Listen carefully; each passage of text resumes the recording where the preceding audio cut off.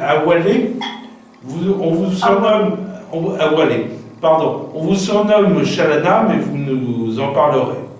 Bon, je suis très content de vous avoir parce que vous êtes la première femme que j'interviewe et j'espère que vous ne serez pas la dernière. D'ailleurs, j'ai un rendez-vous demain avec une autre femme djiboutienne.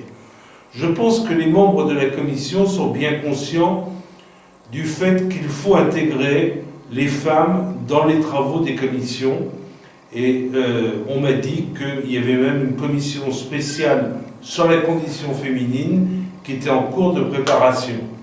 Et je crois que la charte ne sera pas le reflet de la réalité si on oublie 50% de la population. Mais je pense que tous les membres de la commission sont bien conscients de cela, et d'ailleurs, ça va être une de nos discussions. Voilà, vous êtes né à Djibouti, où vous avez fait vos études jusqu'au lycée, puis vous êtes allé au Sénégal, où vous avez passé un master des systèmes d'information et de cybersécurité. Une fois votre diplôme en poche, mais vous nous préciserez, je crois que vous êtes retourné à Djibouti, et là vous avez été embauché dans une administration. Ça s'est mal passé, et vous êtes maintenant arrivé en Belgique depuis 6 mois à peu près. Vous n'étiez pas très proche des partis politiques jusqu'à maintenant, parce qu'à Djibouti, forcément ce sont des activistes, parce que pour être dans un parti politique et être actif, vu la terreur que fait régner le régime, il faut être activiste et vraiment avoir l'âme chevillée au corps, et je les en félicite. Alors, voilà, donc moi j'avais déjà une question. Vous avez obtenu votre diplôme au Sénégal, donc vous êtes retourné à Djibouti, et là vous avez cherché du travail. Oui, après avoir fini mes études universitaires en 2017, Oui. mi-2017, je suis revenu à Djibouti. Suite à ça, j'ai fait un stage à la présidence, un stage de 3 mois. Puis j'ai été embauchée en avril 2018 au sein du ministère du Budget, la sous-direction de la direction des impôts, que j'ai travaillé pendant 2 ans et demi. Oui. Suite à ça, nous avons manifesté pour demander une électricité moins chère pour le gouvernement djiboutien, et qui malheureusement n'a pas aimé et qui n'avait pas, bien évidemment, je dirais, l'habitude ou même de la contestation. Voilà, d'être confronté par un peuple. Donc j'ai été convoquée par le ministre, par les directeurs, pour me mettre la pression et de me mettre la pression pour que j'abandonne cette lutte pour l'électricité moins chère. J'ai pas lâché prise, j'ai dit que je me suis engagée dans ça, et donc que je vais mener mon combat jusqu'au bout. Et donc suite à ça, j'ai été licenciée sans note, sans indemnité, ni rien. Un beau jour, on m'appelle, on me dit: vous êtes privé de votre poste, vous ne devriez plus mettre les pieds à la direction, ni au ministère bien sûr. Et suite à ça, j'ai essayé de déposer des lettres, des plaintes à l'inspection de travail, au ministère de la Justice, pour avoir au moins une note, quelque chose qui prouve que j'ai été licenciée, parce qu'ils ont refusé de me donner ma... Il n'y a même pas de lettre de licenciement. Non, ils ont refusé de me donner ma note de licenciement. D'accord. Bon, donc après, il était difficile de retrouver un travail à Djibouti, j'imagine. Oui, c'est la triste réalité qu'une fois que vous êtes une activiste, ou même une fois que vous êtes considérée comme une opposante à Djibouti, vous n'avez plus le droit d'exercer du travail. Bon, vous n'étiez pas très proche des partis politiques, mais pourquoi avez-vous rejoint la CTD? Vous aviez des amis? Comment ça s'est passé? En fait, j'ai été parrainée par Amar Ali Hassan, oui, qui fait partie des fondateurs de la CTD. Il m'a encouragée surtout parce que aujourd'hui, c'est bien la réalité à Djibouti qu'il existe plein de partis politiques, mais ils n'ont pas su gérer les choses. Et donc, la CTD a été créée pour réunir des opposants djiboutiens, des activistes, des anciens hauts cadres du gouvernement djiboutien, afin de travailler ensemble et de mener un travail collectif. Voilà, de construire. Et tout l'intérêt d'avoir des femmes.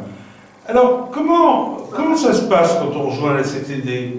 On est accueilli, on va à des réunions, ou des réunions en visioconférence éventuellement. On vous dit dans quelle commission vous devez travailler, ou c'est vous qui choisissez? Comment ça se passe? Voilà, en fait, dès que j'ai rejoint la CTD, j'ai été questionnée sur ce que je pouvais faire, sur ce que était mon domaine de travail, Oui. ce que je pourrais apporter des plus à la CTD. Oui.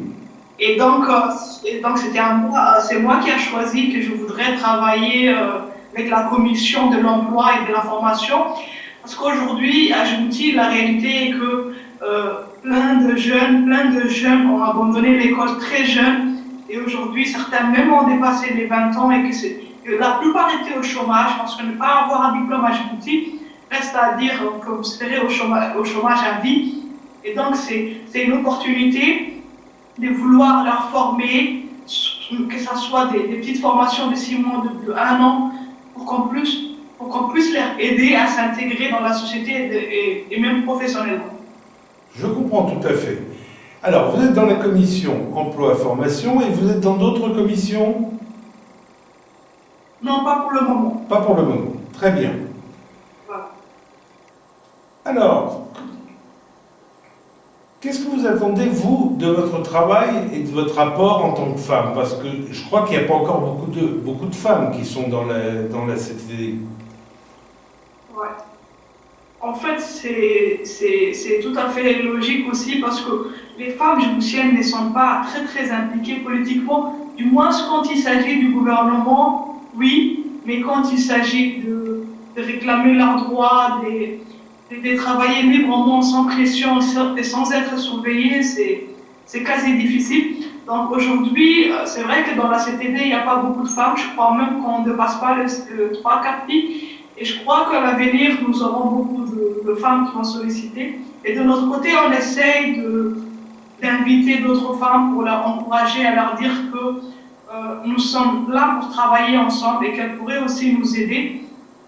Donc, la place de la femme est toujours ouverte avec la CTD, mais pour le moment, nous ne sommes pas là.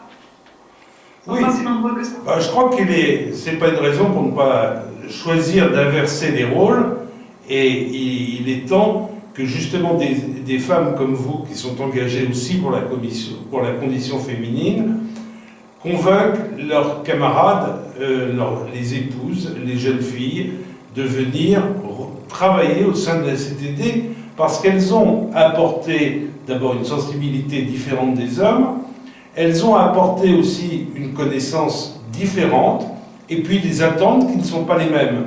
Et si on laisse travailler que les hommes, on va représenter 50% de la population.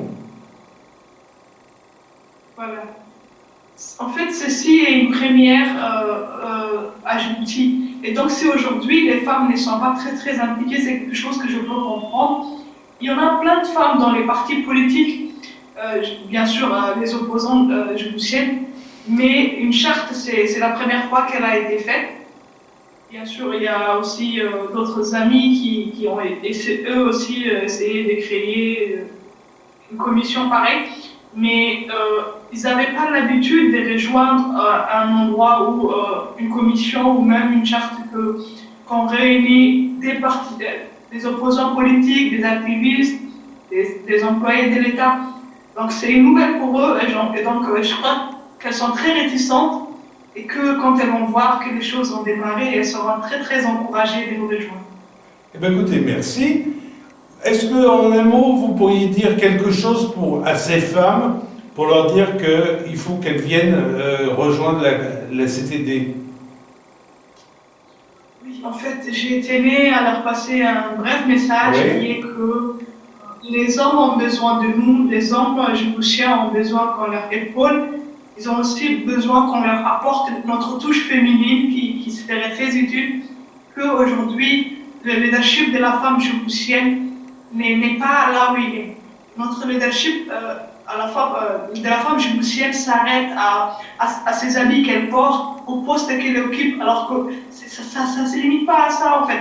Les choses se limitent au projet que tu réalises, aux choses que tu fais pour le peuple djiboutien qui resteraient marquées à vie. Parce qu'en fait, nous sommes conscients que dans le gouvernement à Djibouti, les femmes qui sont députées ou autres ne portent que le titre de député, mais ne font pas réellement ce qu'il faut. Et même si elles voulaient avancer et faire beaucoup de choses, elles seraient toujours obligées de mettre une étiquette du président de la République et dire que le travail qu'elle a réalisé depuis des années, que c'est grâce au président. Mais non, on n'est pas obligé de mentir. Si aujourd'hui vous êtes le fruit du développement, si vous êtes celle qui a initié un projet d'insertion, mais ce projet devrait porter votre nom et on devrait vous laisser réaliser seul ce qui ne se passe pas. Alors que nous, la CTD, on offre aux femmes l'opportunité de montrer ce qu'elles peuvent faire, l'opportunité d'être en mesure, d'être épaulées et d'être en mesure de réaliser beaucoup de choses. Donc, je les invite vivement et elles ne seront pas très déçues. C'est vrai qu'aujourd'hui, nous ne sommes pas nombreux, mais nous sommes très optimistes de votre accueil.